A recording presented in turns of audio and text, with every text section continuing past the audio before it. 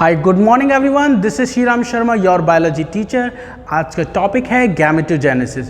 Gametogenesis means होता है formation of gametes. नाम में ही आंसर ऑलवेज छुपा होता है। गैमीटो मतलब गैमीट और जेनेसिस मतलब फॉर्मेशन। गैमीट्स का formation, there are two types of gametes found in human being. Male में होता है स्पर्म एंड फीमेल में होता है ओवम। स्पर्म को male gamete and female ovum को फीमेल गैमीट कहते हैं। तो सबसे पहले हम पढ़ेंगे स्पर्मेटोजेनेसिस, जिसका मीन है सिंथेसिस ऑफ स्पर्म या फॉर्मेशन ऑफ स्पर्म।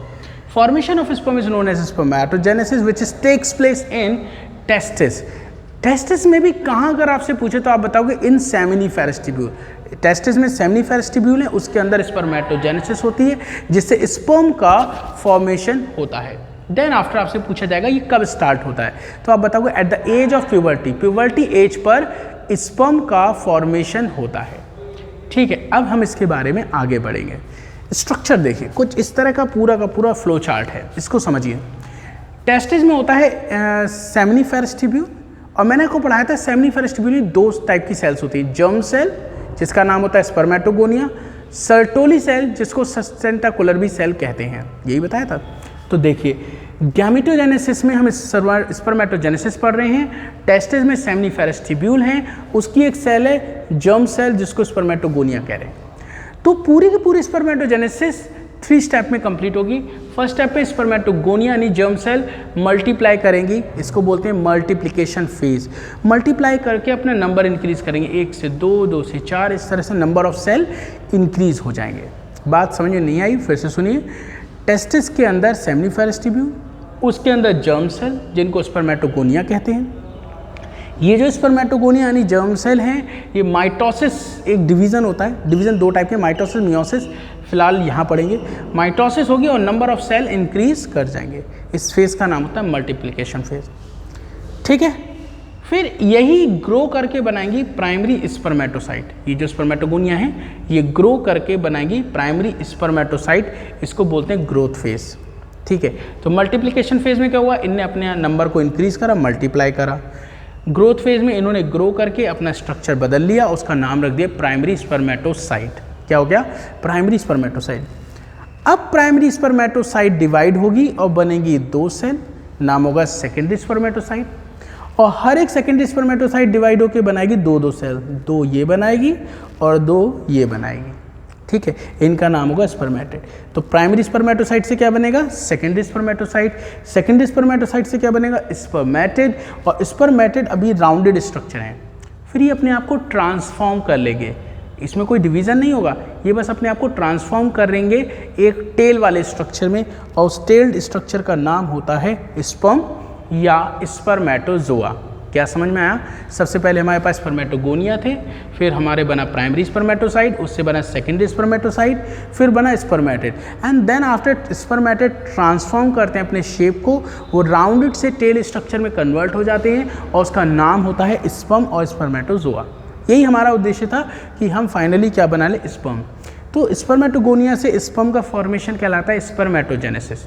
लेकिन अगर केवल कहें स्पर्मेटेड का ट्रांसफॉर्म होना स्पर्म में, तो इसको क्या बोलेंगे, स्पर्मेटेड का स्पर्म में ट्रांसफॉर्म हो जाना, मतलब इसमें कन्वर्ट हो जाना क्या कहलाएगा, तो स्पर्मिएशन कहते हैं। उसको क्या बोलेंगे, स्पर्मिएशन। तो मैं बोल रहा हूँ, आप खुद लिखेंगे इसकी डेफिनेशन। स्पर्मिएशन मैंने क्या बताया, formation of sperm from spermatid. Formation of sperm from spermatid called spermiation. ठीक है, या आप ऐसे भी बोल सकते हो, it is the transformation of spermatid into sperm.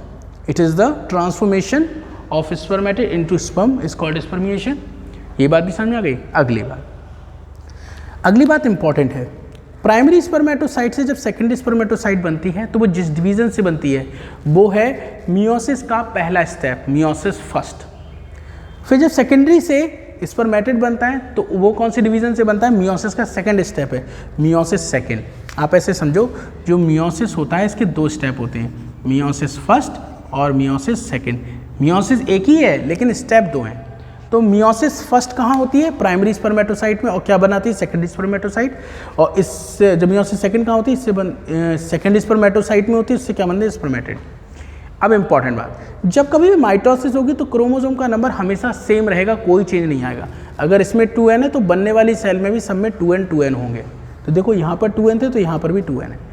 लेकिन जब मियोसिस फर्स्ट होती है तो क्रोमोसोम का नंबर हाफ हो जाता है। मियोसिस फर्स्ट होती है, क्रोमोसोम का नंबर हाफ हो जाता है। 2n से क्या हो जाएगा? n। 2n से क्या हो जाएगा? n, हाफ हो गया। और जब मियोसिस सेकंड होती है तो माइटोसिस की तरह ही होती है, क्रोमोसोम का नंबर सेम रहता है।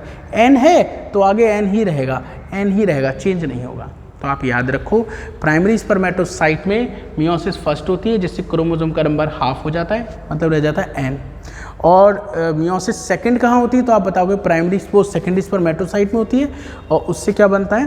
n नाम का स्पर्मेटिड बनेगा जिसमें n क्रोमोसोम होंगे। तो ओवरऑल आप समझो, मियोसिस में क्रोमोसोम का नंबर हाफ हो जाता है, लेकिन केवल मियोसिस फर्स्ट में होता है, ना कि मियोसिस सेकंड में। अब क्वेश्चन, एक जर्म सेल से या एक प्राइमरी स्पर्मेटोसाइट से कितने स्पर्म बनेंगे? आप बताएंगे 4 स्पर्म बनते हैं। क्या बताएंगे? एक प्राइमरी स्पर्मेटोसाइट से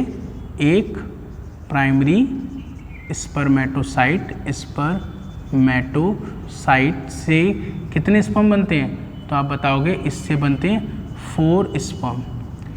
इसको कराने के लिए कितनी बार मियोसिस करनी पड़ती है? ओनली वन टाइम मियोसिस करनी पड़ती है 4 स्पर्म को बनाने के लिए। तो 400 बनाने होंगे तो कितनी बार करनी पड़ेगी? 100 टाइम्स।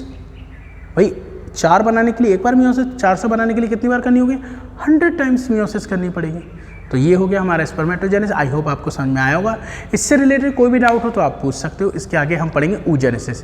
फिलहाल इस वीडियो में इतना ही रहेगा। थैंक यू सो मच बच्चों।